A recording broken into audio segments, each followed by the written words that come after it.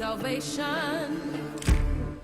And I'll fight with the strength that I got until I die. So I'm gonna stand up, take my people with me. Together we are going to a brand new home, far across the river. And you hear freedom calling, calling me to answer. Gonna keep on keeping on. Harriet, welcome to the Underground Railroad. Hey, that's actually kind of funny when you think about it.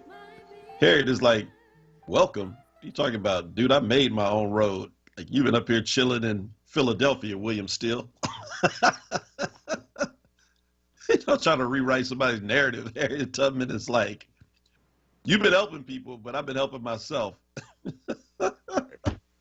I'm sorry. It's just funny. Hey, good morning, folks. This is the Power Hour here on WURD 900. We're giving a sabbatical, so to speak, to Daybreak.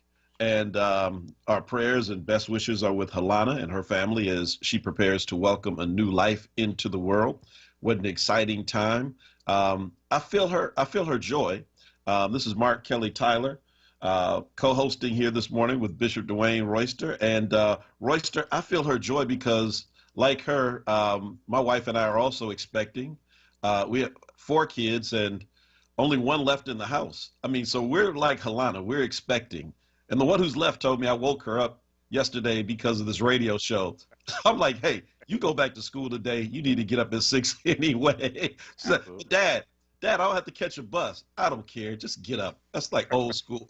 So Helena, Royster and I both rejoice with you, and we too are both expecting.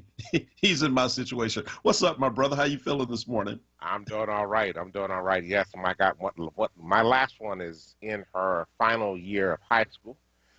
She managed to skip 11th grade, so it's very interesting. And we are excited for her, and it's also a little bittersweet at the same time. So we are excited for her future and for when she goes off to college. And then Mommy and I are home alone. We're not exactly sure what we're going to do with that, but it'll just be the 2 of us instead of the 4 of us as it once was. So, but we will still have the dog. We'll still have the dog, so it's all right. Well, listen, Leslie and I practiced all summer. I'm telling you, the girls, because the girls are working now, Yeah, so, right. our 3rd child is in college, but doing it remotely. So she has to, stay home this semester. But it was funny because they'd look around with their jobs. And where you guys going? So we're going to Atlantic City to the beach. Wait, without us? So yeah, it's called practice. I mean, do you think we could just go cold turkey like in 2 years and just start doing this? We need to build up our tolerance for this. And so, yes, we'll see you later. Here are the keys to the car, order some food. You'll be all right. It's actually kind of funny. I don't know that Suzette would ever do that in practice with Joy, but that's okay. It'll be really interesting. It'll be a different moment for us, and so I don't know. We'll see what happens with that. I'm actually kind of looking forward to it, some freedom. So get away for the weekend. Don't have to ask nobody. Don't have to go to babysitter. Don't have to worry about what you're going to do. Is there going to be a party at my house? No, it'll be a totally different vibe. This is part of the journey of getting older. So it's all That's good. exactly right. Yeah, I mean, so we're expecting, and so I'm also expecting in a different way. My oldest child, who's 24, is getting married in a couple of weeks. Oh, So wow. that's, yeah, man, I'm telling you. So I'm about to, be like a father-in-law. Yes. How's that feel? I don't know. It's kind of surreal right now, But I'm looking forward to this, though. So my cousin, one of my first cousins, we were in Oakland a couple of years ago, and we were at his son's house with his son and his daughter-in-law and their kids. And, I can't remember, something came up, and he just said to me, he said, cousin, he said, I'm the father-in-law. He said, I ain't got to go nowhere. It was just a whole different vibe. He said, this is my son's house. Everybody else can leave. He said, I'm not, but people can tell me anything in this house. And so I'm looking forward to moments like that. Awesome. But listen, there's a lot to cover today. We only have an hour to do it. First of all, this show is brought to you by Power, Philadelphians organized to witness, empower, and rebuild, an interfaith organizing effort. And outside of Philadelphia, Power is also organizing across the state as well in a different form. Pennsylvanians organized to witness, empower, and rebuild. Many faith traditions, Christian, Jewish, Muslim, and others as well, working on social justice issues that really kind of like just go from one end of the gamut to the other. You'll be hearing from some of those voices and some of those campaigns while we're doing the show for the next, I don't know how many weeks we'll be doing it, but you'll be hearing. You can tune in this morning at Word 900 AM or 96.1 FM.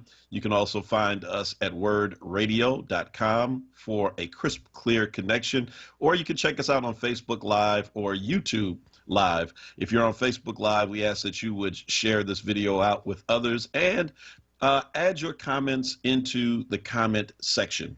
So let me start off this morning with my mea culpa. I want to apologize to the president of these here United States. Yeah. You know, it's not uncommon for radio and, television and newspapers to have to, go and do retractions. Yesterday, I made a statement, and he must have heard it. Yesterday, I said he lost the popular vote by 3 million votes, and I anticipate that the next time he'll lose by more. And the question is still about the Electoral College, because that math does not really depend on the popular vote.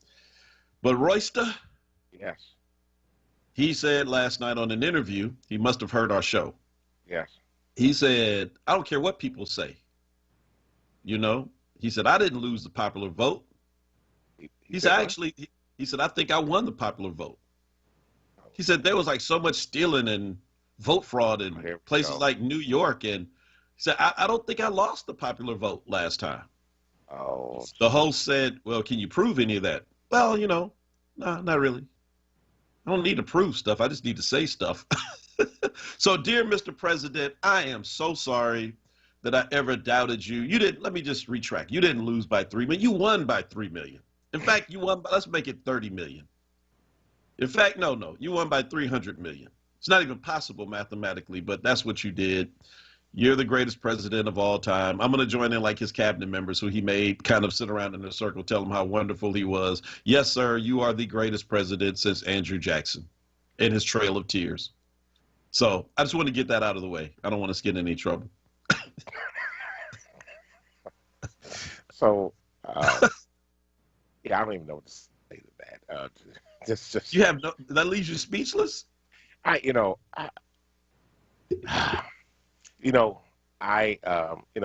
started this conversation yesterday, and I was on 5 hours worth of calls yesterday because I still think we have to think about what happens November 4th.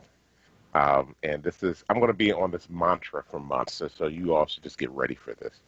That I think we have to really get ourselves prepared for the challenges that are going to come in the days and weeks ahead, and that we're going to have to really contemplate what's our role when this guy decides he does not want to leave office, and how do we as a people, and in particular, how do we as Black folk of the diaspora, that's my new thing, I'm going to talk about the diaspora all the time, so that we can stop differentiating all the different Black folk of the diaspora. If you have dark skin in this country, you have a challenge, not because you are challenged, but because other people don't have a deep appreciation for it. So I'm going to, continue to lift this up and be like, what's the plan? I mean, I'm thinking about doing some nonviolent direct action training on a mass scale, so people are prepared for that, and thinking about the ways that we need to show up in that moment. So I'm not going to give away too many details, but thinking real hard about that and how do we prepare ourselves for the onslaught that's about to come. Now, I am hopeful because I know that in many circumstances, what we see from the president is flailing. He's like flailing his arms around, screaming like a little baby, but that, weeping may endure for the night, but joy comes in the morning. All right, say so. And so I think we are in this moment of some of the final throes of the way the world is, and we are in a position to be able to be in. We are fortunate to be in a process of being able to see the new creation of a world in a very different way, the passing of the generations, and so I think we could do that. But yeah. Well, I mean. Yeah, Well, I think that, listen, I mean, historically, and I say this all the time, you know, when folk kind of ask me, well, are you surprised by a Donald Trump following a Barack Obama? And I think when we step back and we really think about this historically, for every major advance of Black people forward, there is there's an incredible pushback that somehow we don't seem to be ready for, and we didn't see coming. That there's just something about the natural advance of Black folk that triggers, a particular part of the white community in this country. It's certainly not everybody, because we start off with the song, Stand Up. The Underground Railroad was not possible without the help of white abolitionists who joined in with Black abolitionists who helped, right. And, those who fought in the Civil War. So, but that whole, the South will rise again. That mentality is still, is still around. So I'm not sure why we're always so surprised that that after the Civil War and Reconstruction, here comes the rise of Jim Crow and the KKK and the lynching. At the end of the Civil Rights Movement, when desegregation started, these things started erupting all around the country. I mean, you think about the most violent protests against integrating public schools. It was not in the Deep South. It was in places like Boston, where folk were just like, I mean, I still have those images seared in my head of these like irate, angry Bostonians, yelling and cussing about, we don't want those kids from Roxbury up in here. And, and so it makes sense. They still don't. They still don't. Hello. And so the idea that, that Trump follows the historic and unprecedented election and two-term election of Barack Obama, it absolutely makes sense. I mean, it's the most American thing ever. And so if that's the case, then I guess that's what kind of gives me a sense of calm about what comes next. I mean, I agree with you that I think it's going to be pandemonium on the other side, no matter what. The degree of the pandemonium, because he's not going to go easy. I mean, heck, if he wins re-election 4 years from now, he's not going to go easy. He'll be floating for the next 4 years. I don't know. Maybe we should change that amendment. I mean, we haven't always had it. He was at a rally recently talking about 12 more years. So,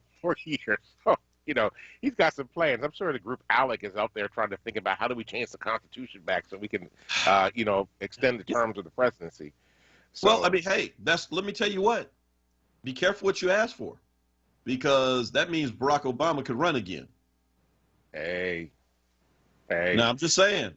Now, so you open Pandora's box at your own peril, and I think people know that as well. I mean, Bill Clinton would be throwing his hat in. Oh, no. Yes, no he more would. Bill. No more Bill. No hey, more. Listen, glad to see Shirley out there on Facebook Live. Others who were there, let us know who you are. Post a good morning, something in the Facebook Live. And again, share this out with your friends and with your families. So the flamethrower in chief, speaking of him, and I do want to, when we come back on the other side of the break, talk about Philadelphia schools reopening today and some of the challenges that are there, among other things. But while we have a couple of minutes before the break, he went to Kenosha, Wisconsin yesterday. And instead of going there to console the family of Jacob Blake, who basically told him, don't come over here because they kind of know his shtick right now, right? He instead goes and I guess consoles small business owners, and which is fine. But I don't know how you go there and you don't go and condemn the violence of white vigilantes that has seen the most violence up to this point. The shooting and killing of two innocent persons who were at a protest and the wounding of a third. The alleged gunman is Kyle Rittenhouse. He's been arrested and charged. I believe he's been charged, and pending his court case. But, the president was like all over the shooting in Portland this week, where a conservative, was shot and killed allegedly by somebody who purports to be Antifa. And he was on a Twitter storm all day Sunday, but you go all the way to Kenosha and you talk about the violence of the protests, but you never once talk about these murders, whether it was Kyle Rittenhouse or not. 2 people are murdered and 1 has been shot and is hospitalized. I don't understand how you do that. Help me understand how you don't show up as the consoler in chief, but instead the flamethrower in chief, coming to add fuel to an already hot fire. So I think because he's really nobody's chief, and he's his own chief, it is part of what we are facing and dealing with right now, right? He doesn't care about anybody other than his base. And so he is stoking the flames of his base. I just think his base is not as big as he thinks it is. And actually some of the people that are in his base, he's actually beginning to turn off with all this nonsense. So I can't explain Donald Trump. I'm not even going to try. But I will say this, though. One of the things that you and I were talking about, and maybe we'll get to this a little bit later in the show, right, is like the impact of this on Black folk and Black trauma. And how do we, it's back to back stuff happening over and over again. And even when you think about John Thompson dying and Chadwick Boseman dying, it is not the same as some of the other incidents that have occurred or the murders that are occurring, but it is still collective trauma for our community, right? Our heroes are passing on. And so we had John Lewis not too long ago. We had Medgar Evers' brother died not too long ago. We had C.T. Vivian die not too long ago. I mean, all these things become compounded. And I mean, there's 2 things that happen with that, right? 1, there is a sense of Black trauma, but then 2, there is also this passing of the guard that is happening at the same time. And there is an attempt by Trump to intimidate the next generation and to cause mass hysteria in our community. So how are we internalizing all this? How are we processing this? And how are we coming out with hope on the other side of this? I think is the piece that we are wrestling with right now, right? We can expect nothing from Donald Trump that is going to help us, to support us, to help build us up. We have to fight for everything for ourselves. But once we have, a different set of leaders, and I'm not saying that they're going to do all that we need them to do either. We have to continue to fight for that. How are we prepared to both heal and also create imagination and hope? Because the process and the cycle that Trump has us in does not allow us to have imagination. It doesn't allow us to dream because we're constantly in a state of responding to craziness. So how do we get above the fray and begin the process of dreaming of a better world and fighting for that in a different way? Well, we're going to tell you exactly how to do that in just a few minutes on the other side of this break. This is the Power Hour on WURD 900, brought to you by Power Interfaith, powerinterfaith.org. We'll be right back. This is not a fad for us. We will not resume our regular programming when things die down. We're not black to help our bottom line or because it's politically correct. We're not joining a fight. This has been our fight, our message, our people. Black lives have always mattered here. We are Undeniably, indefatigably, unapologetically, permanently Black Talk Media. WURD. Need a new mattress? Stop by to see Julian, the Mattress Man, located at 7421 Stenton Avenue. You deal directly with the owner, Julian, to ensure the best prices on name brand mattresses like Sealy, Posturepedic. Call 215-424-5550. That's 215-424-5550. Family Therapy Vignette Moments with Dr. Lucille Ijoy. Come on out and become a Word Radio member one by one. Renew your membership or get a new one. Get serious information and have some fun. Call 215-425-7875. That's 215-425-7875. Come on out and become a Word Radio member one by one. Renew your membership or get a new one. Get serious information and have some fun.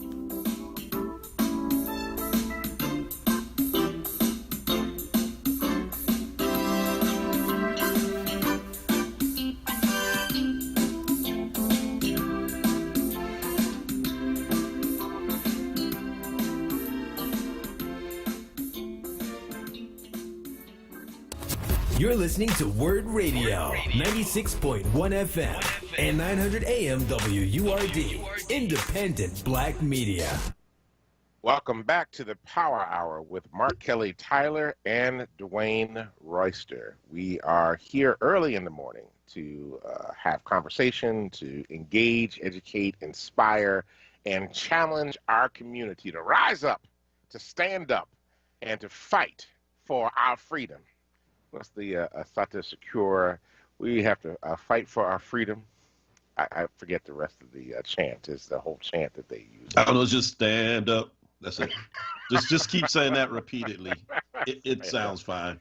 It's stand up. Hey, we got to stand up and vote. We got to stand up and march. We got to stand up and go meet with our representatives and tell them what we want. We got to stand up and let folk know we're not going to take it anymore. See, that's the problem. Now, what you just said. So I mean, the problem is that, you know, we approach politics and societal change like it's a Star Wars movie. So it's like, if we can just kill the Death Star, then we go on home. But if you follow the franchise, you know, the Empire always comes back, always reconstructs itself. So voting is one part. And so when people tell me, right, so when people say, well, voting don't change anything.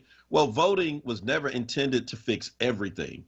But if you don't do, I mean, that's why I've always been proud to be a part of Power. You know, you and I have been at the table from almost the very beginning. And, you know, but it recognizes that simply getting the right people in office or getting the right policies passed is not the end of the story. You have to continually stay on top of it. And that means every successive generation has to do its part. So here's a great case in point. Now you got two major stories kind of coming together, not just in Philly, but around the country. But we're going to see it really acutely in Philly. It is the eviction crisis that's about to happen, absolutely. Right? Because landlords have been, you know, kind of on a short leash. And once the government takes that leash off and, you know, I think, in fact, yesterday, you know, the moratorium ended, they're still trying to rework something to get some more protections. But it won't be too long before those evictions start working through the courts. On top of that, you have schools that are opening and children and families are not prepared. They don't have internet access. They don't have laptops, or they have one or they don't have the other. And so kids are going to schools unprepared. And I mean, you can see this so clearly in Salinas, California. Did you see the story of the two little girls who were at Taco Bell?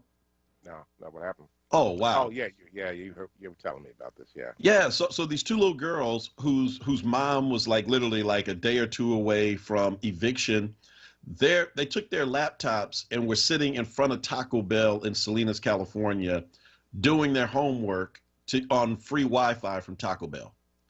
And so when people found out, they wanted to call their equivalent of DHS to have the mom, you know, like, I guess, investigated and had the children taken from her. And the mom was like, what are you talking? I mean, like, I'm doing my best here. I'm trying to keep a roof over their head. They're being told at school, you must have internet. We can't afford it. We can't even afford a house.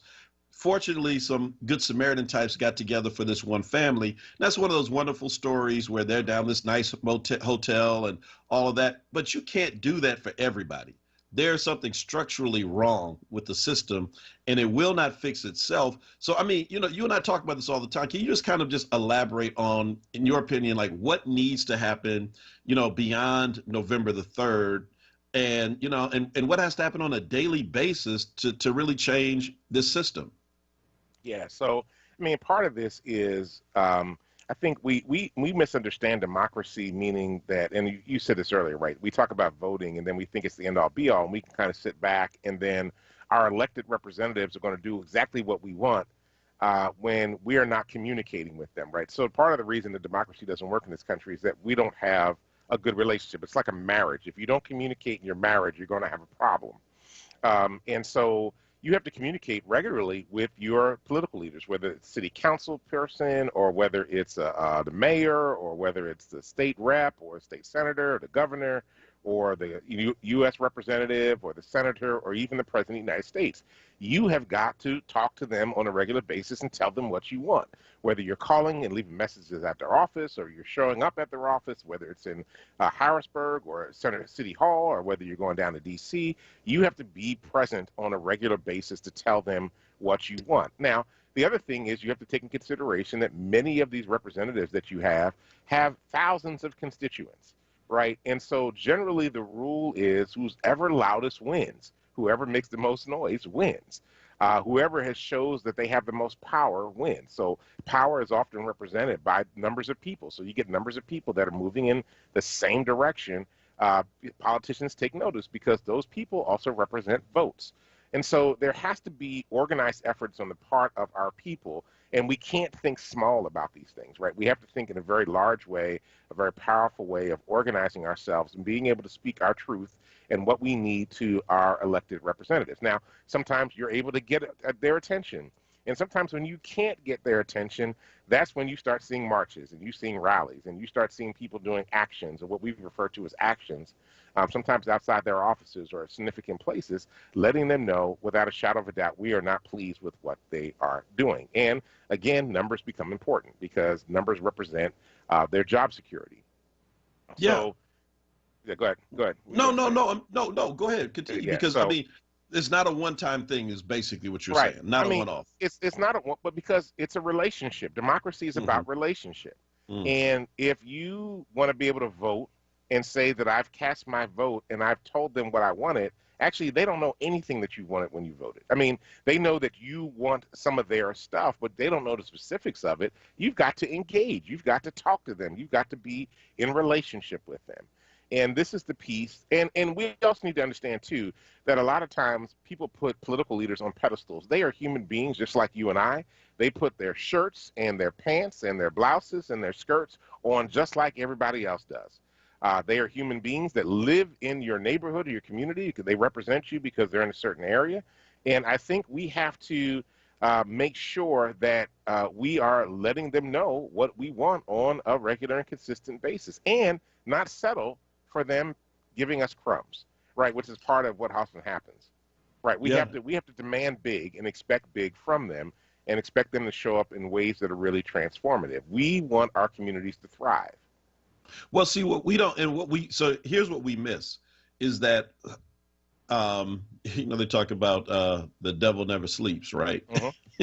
And so in a lot of ways, like a lot of these powerful interests that are out there that really, work against our interest and in favor of their own, they never stop. And so while they can go to sleep, they have money then to pay lobbyists. And what lobbyists do is they stay in the face of elected officials on a city level, county level, state level, federal level.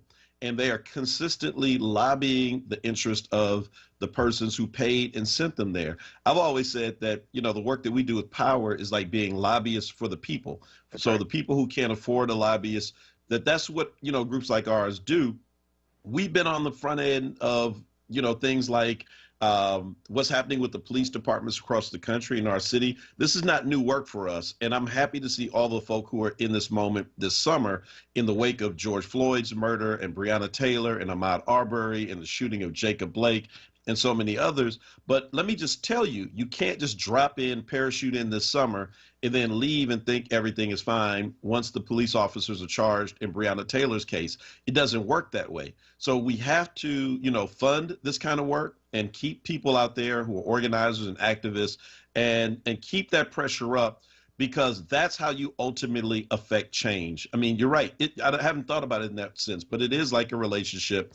And if the door is closed, then, nothing is going to happen. And sometimes you got to push that door open with regard to elected officials who want to keep you out and remind them that they work for us. So listen, the phone lines are open. 215-634-8065, 866-361-0900.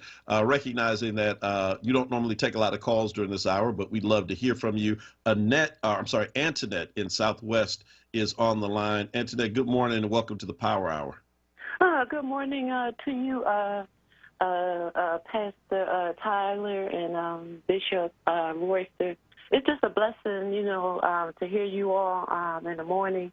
And I wanted to say a happy, blessed, new life, to everyone that's out there and all those that you had mentioned this morning. And I enjoy listening to you all. I didn't want to call because it's just like so interesting hearing you all talk. And I wanted to let you know that I am a new warrior disciple of your ministry. And I'm just so proud of that. All right. Well, thank you, Antoinette. We sure appreciate you. And thanks for the encouragement. We need that too. All right.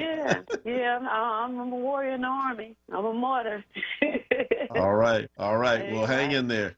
All right. Thanks, Annette. God bless Antoinette. you all. All right. Blessings. Yeah, but you need that too, right? So in this struggle, there have been times. This moment this summer has been brought to us by some very tragic events, and we don't want to ever forget the kind of pain that those families. Because you and I, again, we've been at the table with family members who lost their loved ones, and people get all excited in the marches and the demonstrations, and there's a lot of positive energy. But there's some people who are really hurting and who have sacrificed much to bring us to this place. But even in this moment, folk do need those kind of things like the Antoinettes who kind of cheer folk on. So I salute all the folk who are out there doing what they can. But, can we just talk about one other thing about the school district? Sure. So the Philadelphia School District, boy, the Philadelphia Teachers Union, their contract ended yesterday. Yeah. So they said, Jerry Jordan and his folks said to the district, hey, we're in a pandemic. There's a lot happening. Why don't we just do like what the police did with the city? Give us a 1-year extension and let's negotiate under better circumstances next year. Give us the increase in wages that would have come normally, and then we'll work everything else out next year. We're ready to go back to school. The district says, not so fast. We need concessions. Basically wants to negotiate. They're like, you have to agree to our reopening plan and some other things, and then we'll give you the raise and the extension. Now, why do we do this to school teachers? It just puts me in a bad place. So firefighters and law enforcement are these untouchables. They are, I get fired, but the cops who are out here killing people, beating people in the head with batons, tear gassing folk. I was tear gassed on 52nd Street on that Sunday afternoon, totally unprovoked. The most violence that I saw this summer, because I don't consider, an attack on a building necessarily being violent when nobody's in there. We could talk about the difference between looting and rioting, but I'm talking about the actual acts of violence on persons. It was all done by the Philadelphia Police Department. Yet when they got to the end of their contract this year, the city said, we don't need a headache like that. Let's just go ahead and give you a 1-year extension. We're going to give you the raise, and we'll work out the details next year because we're in a pandemic and nobody has time for this. And yet we then bring teachers in and we subject them to a different set of rules. Are they not essential employees? Are they not? First of all, they are really putting their lives on the line because a lot of these children are carrying COVID and don't know it. The children may be more resilient in dealing with them. Their bodies may be stronger and they're less susceptible to a lot of the devastating illnesses. And that's not 100% either than the teachers. But the teachers, you got a lot of teachers in there who are 50 years and older, 60 and over, pre-existing conditions, and are subjecting themselves to the risk of dying to teach our children. And the school district wants to play games with the contract? So, yeah, this is problematic. I'm actually going to be out with the AFT later today. I'll be there. I didn't know about that. Is it a protest or demonstration? It's a press conference at Lowell Elementary this morning, so I'll be there. I like it. And, this is not cool by any means. And we are in this moment when I think, I think, one, it's amazing that the teachers union is saying, look, this is extended and we'll keep rolling and we'll work through this. The other thing is that I don't know that we can agree to something that we don't even know what's really going to happen at this point. Because, I was on a meeting last night with some folk talking about education stuff, and I'm like, I don't see, without a vaccine, how we're going back to school anytime soon. Temple University right now is shut down from on-campus classes because there was a bloom of COVID-19 cases on campus. And, I love college students. I think they're great, and they're also still kids. And they are out there. I drove through the city the other night after visiting my brother, and Temple kids are just running around Broad Street, just hanging out, no face masks, no nothing. I'm like, right. This is a problem. This is a major problem. They're young people.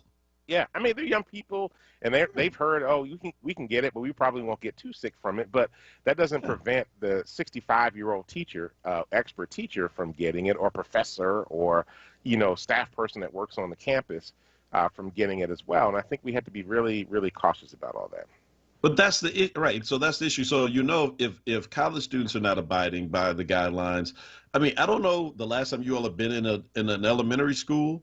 But, I mean, kids walk in like, oh, here, let's change lunches. Yeah. Here, let's hug.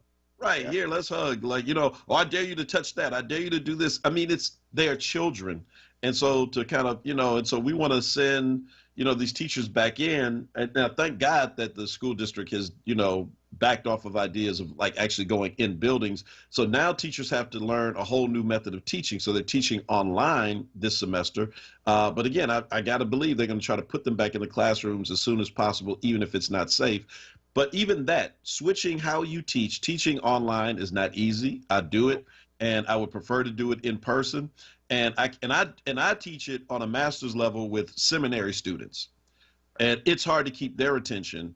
Can you imagine being a teacher with like 30 to 40 kindergartners in a virtual setting? No, that's complicated. That's complicated.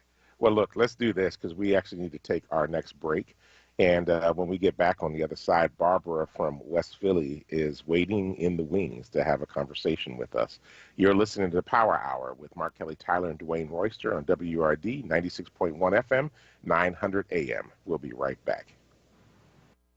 Now, a Word Radio weather update. Here's NBC 10 First Alert meteorologist Steven Sosna. It'll be a warm and muggy Wednesday. We'll see a couple of scattered showers and then a few rumbles of thunder this afternoon. Not a washout of the day, though. Incredibly humid with a high temperature of 84. Tonight, a few leftover storms before midnight. Low temperature down to 72. Thursday, another hazy, hot, and humid day. A few afternoon gusty thunderstorms. High temperature up to 90 degrees. Remember, you can get the 10-day forecast when you download the free NBC 10 app. A job's about a lot more than a paycheck. It's about your dignity.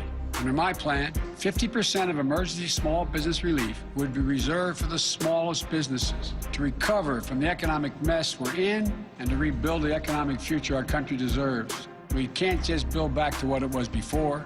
We have to build back better. If we truly want to reward the work in this country, we have to ease the financial burdens of care that families are carrying. To start, every 3- and 4-year-old child gets access to free high-quality preschool, and low- and middle-income families won't spend more than 7% of their income on child care for children under the age of 5, advancing racial equity across the American economy, building wealth for families of color, building a future worthy of their courage and their ambition. Just imagine if we could truly unleash their full potential. I'm confident we can do this. I'm Joe Biden, candidate for president, and I approve this message. Paid for by Biden for president. Be heard. Want another way to join the conversation? Follow us on social media Using the hashtag onWURD. Be heard. Stay connected to Word Radio. Independent Black Media. You may be eligible for up to $800 to pay your PECO electric or natural gas bill through the LIHEAP Crisis Recovery Program. But you must act fast. The program closes on August 31st. If you need help paying your utility bill due to the COVID-19 public health crisis, visit PECO.com/LIHEAP or call the PECO LIHEAP hotline at 1-800-34-HELP-4. Now, a traffic update on Word Radio. Good morning. This report sponsored by Rocket Mortgage. Southbound 95 slowing up now from Cobbin down the bridge down to 3 lanes through the construction area. Then south of that, Betsy Ross through Girard, a bit busy. Northbound 95, no major problems. Westbound on the Vine Expressway, not bad yet heading into the Schuylkill Expressway. Now the Schuylkill is southwestbound around the curve to Conshohocken, a bit slow. Eastbound 76, no major problems there. An accident now on the Blue Route 476 northbound between the Schuylkill Expressway and Norristown. Accident there is off to the left. Southbound Blue Route, that is moving fine. 55 northbound Deptford in the 42 getting busy. 42 itself, 295 looking good. Bridges in the Philadelphia, not bad yet. When you're ready to buy a new home and want a mortgage lender who can help you plan with certainty, Rocket can. Need a lender who can help you understand all your mortgage options, get personalized loan options, closing costs, and tax estimates all in real time? Rocket can. Rocket Mortgage. For more traffic information, log on to sigalert.com. Jim Bachman with your Philadelphia area traffic. You're listening to Word Radio, 96.1 FM and 900 AM WURD, independent black media. Welcome back. Yeah. Welcome back to the Power Hour. Mark Kelly Tyler and Dwayne Royster.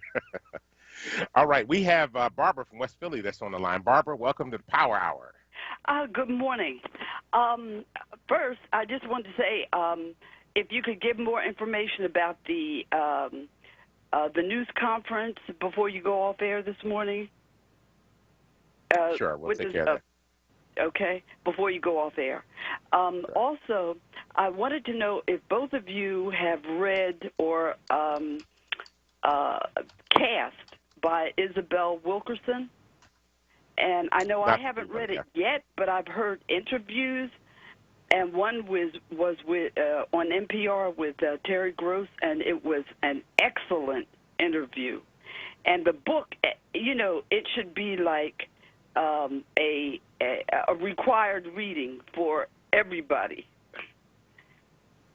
Well, so let me just say her work on the Great Migration, The Warmth of Other Suns, is just, I think it's a required text for all Americans. In fact, it would probably actually do a lot to help white folk kind of get over themselves, the ones who are struggling with this, you know, this false history of America. So I can only imagine what this new book is. Yeah. We should reach out to her too, Royster. I had her on one of my older programs to talk about The Warmth of Other Suns. She's just an amazing interview. Right. So hey, thanks for that, Barbara. Okay.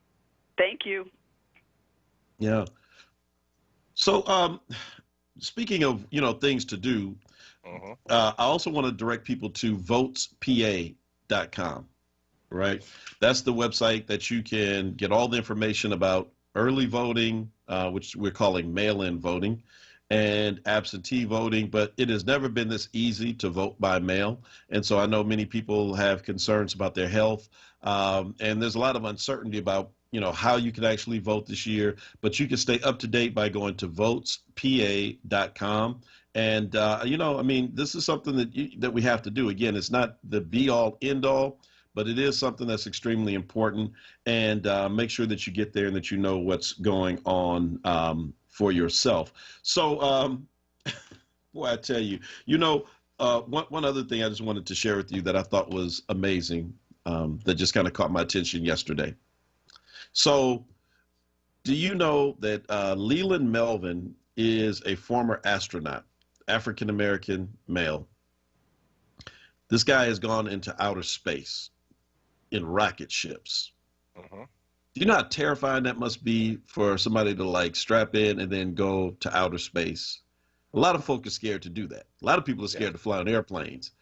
He said, I've done the most death-defying things ever. So I've gone into outer space.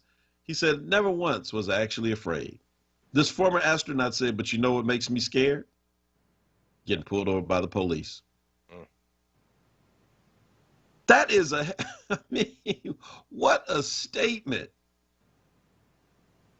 I'm not afraid of outer space, taking on asteroids, walking the surface of the moon, trying to get to Mars. But man, I see those blue lights. And he said, and my knees start shaking. Wow. You know, this is America. I shared it. I spoke at a synagogue, a most predominantly white synagogue a couple of years ago, and I said to the folk that even now, having crossed the threshold of 50, that, you know, I still treat every police stop as though it's life or death.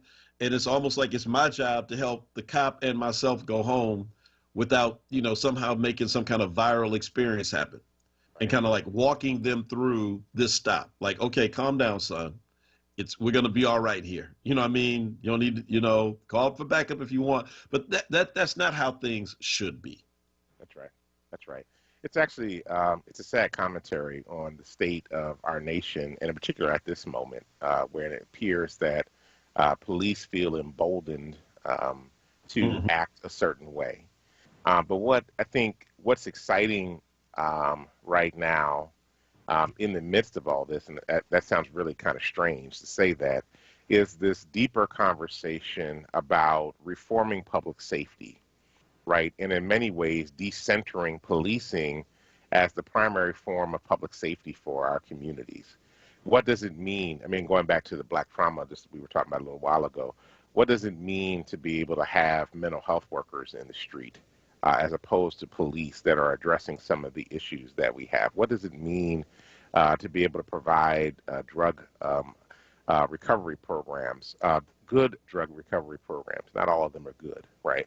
But good drug recovery programs that help people not only get off drugs, but also help them get their lives back together, get jobs, things of that nature. What does it mean to be able to have workforce development programs that are taking the most at risk and helping them and trying to break generations of cycles of poverty and help people to find a new way? I used to remember former police commissioner, I can't think of his name right now.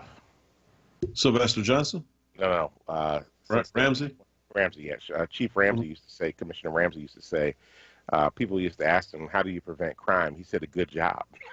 And that's, how do we begin, the process of transforming $750 million and putting it in places that are actually going to provide for real public safety. Policing in general is always a reactive. It is not a proactive approach.